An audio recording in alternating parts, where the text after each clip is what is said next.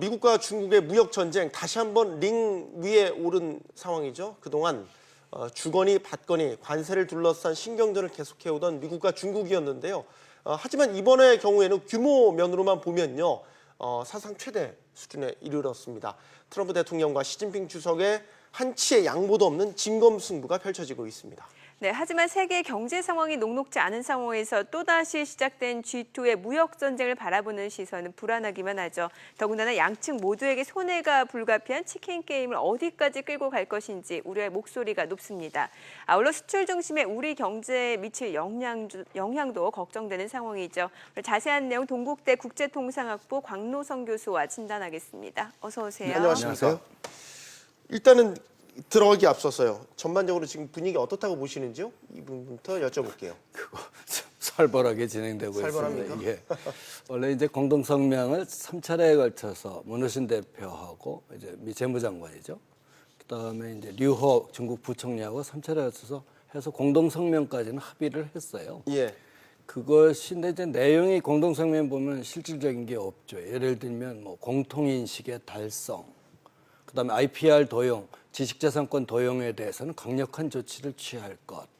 뭐 이렇게 한 것이 이제 결국은 트럼프가 다 내려버린 거죠. 이건 합의된 것이 아니다라고 해서 조치를 내렸다는 게 좀 특징입니다. 지금 품목별로 좀 살펴보면 미국이 중국에게 이제 부과하겠다고 밝힌 품목 내용을 좀 짚어주시죠. 총 1,102개인데요, 정확하게. 네. 근데 이제 두 가지로 나눠볼 수 있어요. 이게 이제 지난 4월 2일 날 예고했던 1,333개 품목 중에 818개가 있고, 네. 그거 이제 7월 6일 날 25% 추가 관세. 그러니까 지금 있는 관세 플러스 25%를 내게. 이렇게 해서 이제 확정된 거고요. 그다음에 신규 품목으로 284개 품목이 있습니다. 요거는 이제 중국으로의 첨단 기술 유출을 우려해서 견제하기 위한 제재 품목으로 새로 지금 제재된 거죠.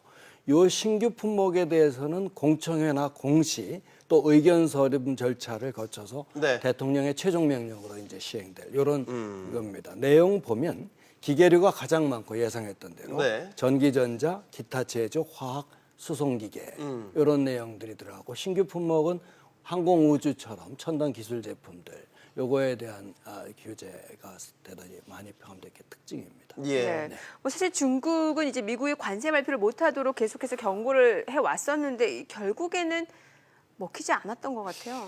이게 워싱턴발 외신 보도를 제가 이제 출연 요청 받고 쭉 한번 봤어요. 예. 봤더니 북미 정상회담 출발하기 전, 그러니까 12일 하기 출발하기 전에 USTR하고 재무부, 상무부, NSC, 국가안보위원회죠. 네. 요거 관계자들이 회의에 걸쳐 보고하기로 결정을 했답니다, 이미. 예. 그러니까 이제 근데 이제 북미 정상회담이 트럼프보다 얘기 표현대로 아주 잘 됐다고 하면서 네. 잠시 망설였다고 합니다, 트럼프가. 그런데 네. 결국은 통상은 통상이고 국제관계는 관계다라고 이제 별도 트랙, 양자 트랙으로 가자. 이건 그렇게 결심하면서 제가했다는 그 소문이 이제까지 제가 이렇게 쭉 보도 네. 내용들을 이렇게 종합해 흐름상 보니까 짚어보면 그렇다. 예, 그런 상황이었던 것 예. 같아요. 결국 중국 경고는 효력을 발휘하지 못한 상황이 되었습니다. 네. 또 트럼프 대통령이 불공정한 경제 관행 때문에 미국의 기술과 지적 재산권을 잃는 것을 참을 수 없다라고 강조를 했는데 이렇게 강조한 근거가 있나요? 이게 이제 그 74년 통상법 Trade Act of 1974라는 건데요. 요 74년 통상법이 제 301조가 뭐냐면 교역 상대국의 불공정한 무역 행위에 대한 대응 조치를 취할 수 있다라고 규정되어 있는 게 요거거든요. 또 관련해서 이제 지식재산권은 스페셜 301조, 요것에 대한 같은 법입니다. 그 다음에 대통령에게 보다 포괄적인 불공정 무역 행위에 대한 제재를 부여한 거는 슈퍼 301조라고 하는 게 있는데요. 네. 그러니까 301조가 세 가지입니다. 네. 그냥 301조, 지식재산권에 대한 스페셜 301조, 88년 종합통상법에 의한 슈퍼 301조. 요거는 이제 보다 포괄적인 권한을 근거한 그런 조치가 돼 있죠. 따라서 이렇게 하는 것은 국내법적 근거를 분명히 다수 가지고 있습니다. 문제는 WTO 룰을 만들었던 주도적인 룰을 만들었던 게 미국인데 이런 다자규범에 의존하지 않고 자기 일방적인 국내법에 의한 조치를 또 많이 수행한다는데 미국의 일방주의적인 성향이 그대로 나타나는 그런 경향이 아닌가 우려가 되는 바입니다. 이게 이제 무역 전쟁이라는 게 이제 너 그거 할 거야? 한다? 진짜 한다? 막 그러다 이제 뭐 경고성으로 일부 뭐 했다가 나중에 이제 협상되는 거 봐서 네. 처리하기도 막 그러잖아요. 이번 건은 어떻게 봐야 돼요? 실제로 이게 제대로 한 방 먹인 거라고 봐야 되는 이번 건지. 건은 실제로 합의 과정, 그 이제 4월 2일 날 경고를 하고 문호신 재무장관을 수석 대표로 하고 그 다음에 이제 류호 중국 부총리가 수석 대표로 해서 워싱턴에서 회담을 쭉 가졌잖아요.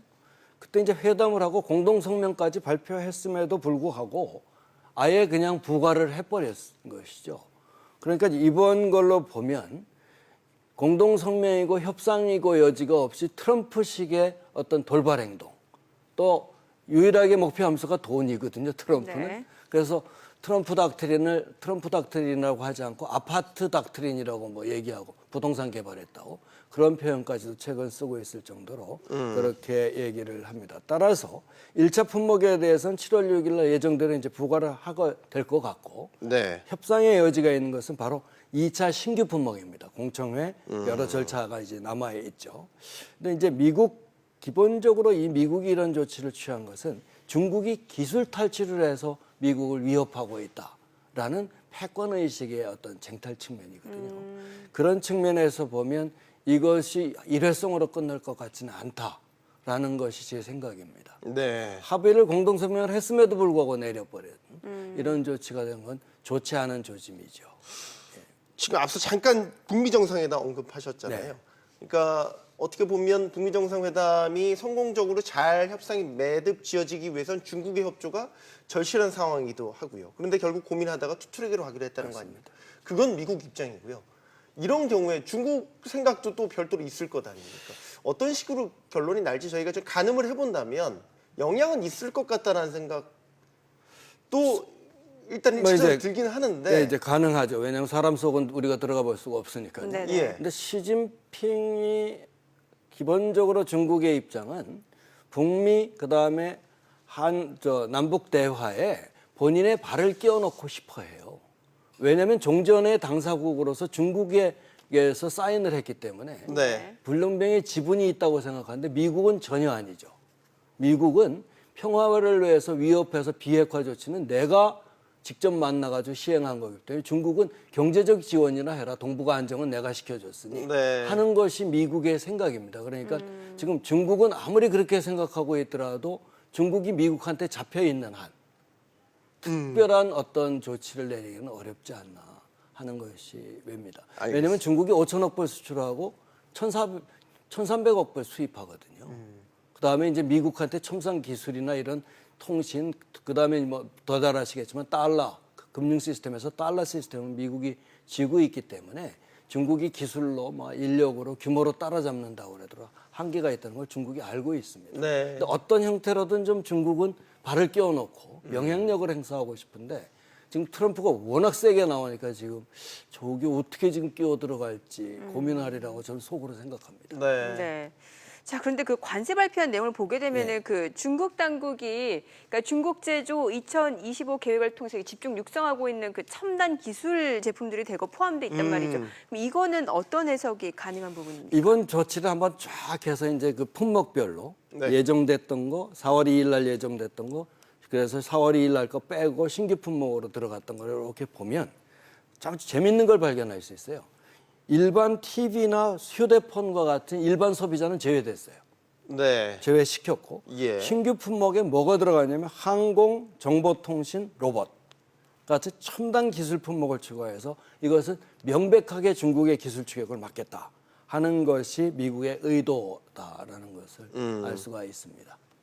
자, 이번 관세 전쟁을 보면 뭐 트럼프 대통령이 목리를 부린다 이렇게 보는 시각도 분명히 있지만 중국을 겨냥해서요. 중국은 그럼 뭐 할 말이 있냐?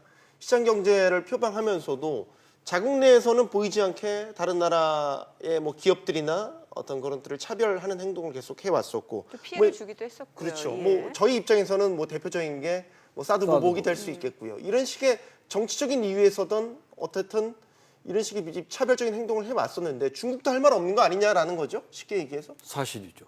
사실이죠. 사실이죠. 근데 중국이 미국이 이제 트럼프노믹스로 자꾸 이게 일방주의로 가니까 실제 보아오 포럼이나 이제 이런 걸 통해서 중국은 자유시장 경제로 간다라고 표방을 해요. 네. 그러니까 중국이 다시 이제 대국 굴기로서 또 하나의 세계적인 리더 역할을 하겠다라는 걸 표방하고 있는 거죠. 그러나 실제로 보면 아니잖아요. 지금 얘기한 것처럼. 네. 그래서 중국의 이전까지 행동을 가만히 보면 1990년대 일명 남순 강화라는 걸 통해서 대외 개방을 이후에 지속적인 기술 추격해온 것이 중국의 전략입니다.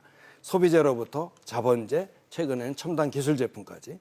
그 과정에서 중국이 활용한 기본적인 그것은 대규모 국내 시장이거든요.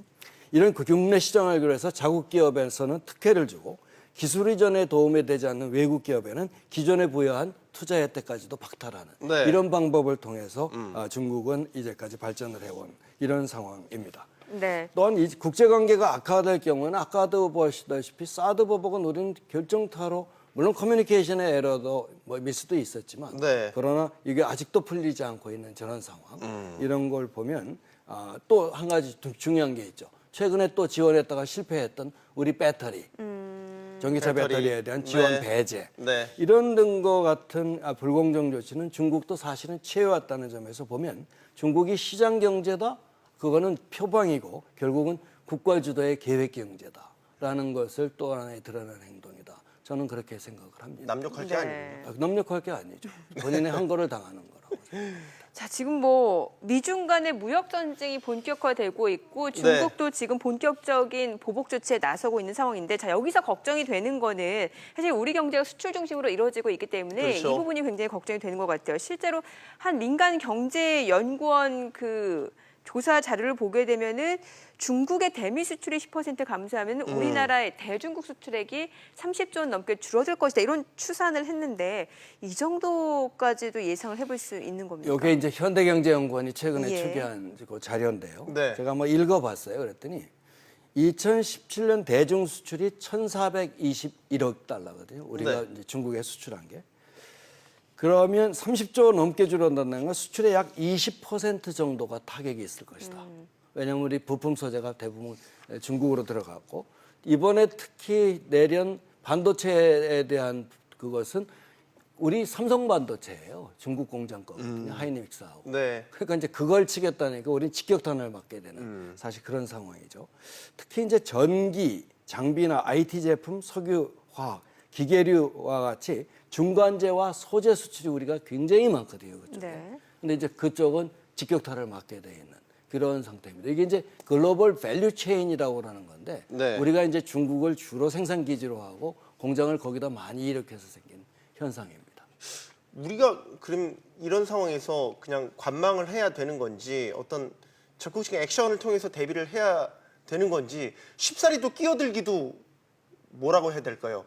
G2 사이에 끼어든다라는 표현도 좀 위험할 것 같고요. 리스크가 다 있을 것 같아서요. 끼어들 수는 힘이 없고요.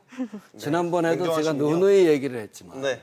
차이나 엑싯을 빨리 해야 합니다. 차이나 엑시. 2012년 히토류에 대한 보복 조치를 받은 일본들이 일본 기업보다 우리가 동작이 더 늦어요. 네. 일본은 2012년 히토류 보복 당하고 바로 공장 옮기기 시작했는데 우리는 아직도 그 발빠르게 움직이고 과단성이 있다는 한국 기업이 아직도 차이나 중국에 의존하고 있는 게 25%나 되니 네. 이런 것은 분명히 일본한테도 오히려 배워야 합니다. 자, 그런데 지금 사실 세계 글로벌 경제 상황이 녹록지 않아요. 그런데 여기에다 이제 미중 무역 전쟁이 본격화된다라고 하면은 이 세계 경제 불확실성이 더해질 것 같은데 그럼 결과적으로 누가 더 손해인 겁니까? 저희가 이제 2차 세계대전 바로 발발 직전 예. 그레이트 디프레션이라고 하는 대공황 상황이 29년에서 34년 그렇죠. 네. 했잖아요. 각국의 이제 그 소비 실업률이 높아지고 그러니까 각국이 취한 게 보호무역 정책과 각국의 통화의 경쟁적인 평가절하거든요. 이게 이제 보호무역 정책의 가장 특징적으로 나타난 두 가지 현상인데 이러면서 블록화가 되면서 이 블록 간의 무역 전쟁이 나와서 결국은 제2차 세계대전이 일어났잖아요. 결국 이 얘기는 무슨냐면 큰 블록들 G2 간의 무역 전쟁은 루스 게임인데 자기들만 죽이는 게임이 아니다 이거죠. 요즘처럼 글로벌 밸류 체인이 전세적으로 확대하게 돼 있는 상황에서는 이 둘이 붙으면 모두가 죽는 게임이니 이것이 가장 심각한 문제다.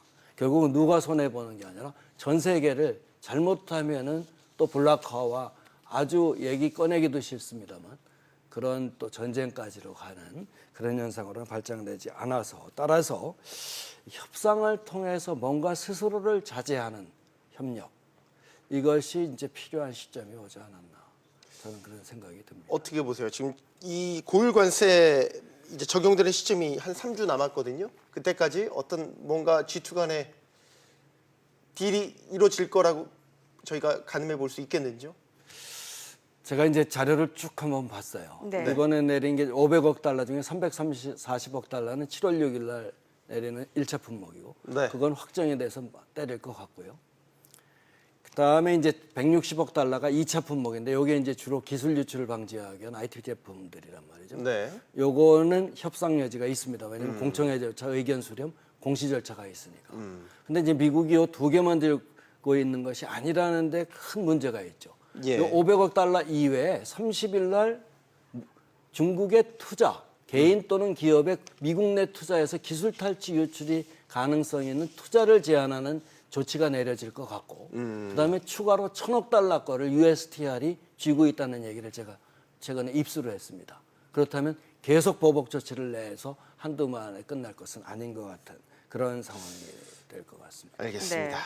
자, 그런데 트럼프 대통령이 이제 중국이 보복 조치를 할 경우에는 추가 관세를 또 매길 것이다 이렇게 경고를 했단 말이죠. 트럼프 대통령이 다음 수순은 그럼 뭐라고 아까 얘기한 예상해 대로 볼수 이제 있을까요?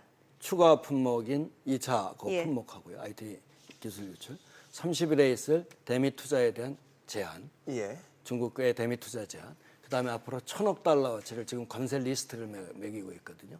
기술과 관련되는 거. 문제는 한국 경제가 지금 고용 불안, 그다음에 수출 마지막에 소비 절벽 이런 상황에서 유일하게 버티고 있는 게 수출인데 이번 2분기 수출이 엄청나게 안 좋아졌어요. 특히 하이닉스하고 삼성 반도체를 빼버리면 네. 이런 상황에서 수출마저 당하게 된다면 한국 경제는 더 큰 어려운 절벽에 끼지 않을까 그런 측면에서 대단히 지금 중요한 시점이라고 생각이 됩니다. 중요한 시점인 알겠는데 또 적극적으로 나설 수도 없고 지금 우리가 나설 상황은 아닌데요.